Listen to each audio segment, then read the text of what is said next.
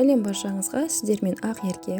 Мен сіздерге қазақтың ұлттық тәттісі женттің дайындау жолын көрсетемін.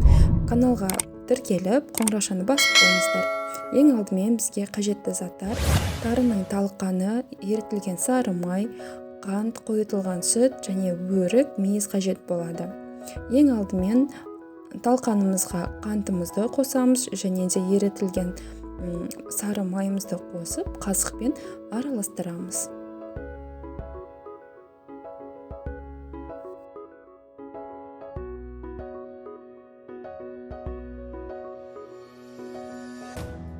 Міне талқанымыз осылай бірге бастайды, және де мен үстіне осындай кептірілген өрік пен мейіз қостым. Өрігімізді осылай майдалап турап аламыз.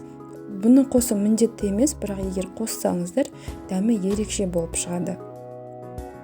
Мейізіміз бен өрігімізді талқанға қосып, тағы да жақсылап араластырамыз.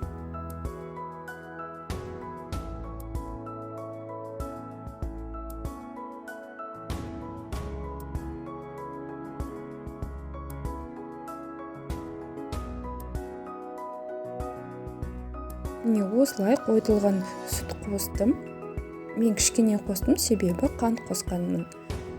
Және де қасықпен жақсылап араластырамыз.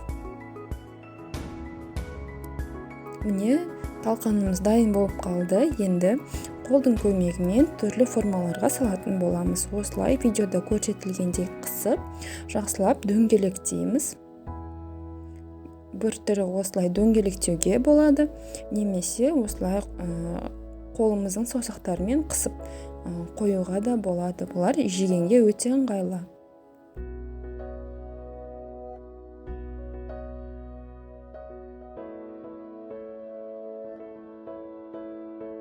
Және де бір түрі осындай силиконовый формаларға талқанымызды салып, үстін жақсылап басып, әдемі форма шығарып алуға болады. Балаларға ұсынғанда дастарханда әдемі көрінетін болады.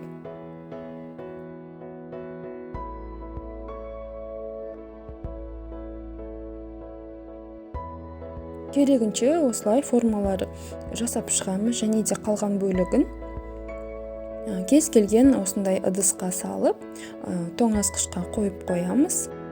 Және де 1 сағат тұрса жетеді. 1 сағаттан кейін алып, тәрелкеге қойып, кесіп, ұсына берсеңіздер болады. Міндетті түрде бетін жауып қою қажет.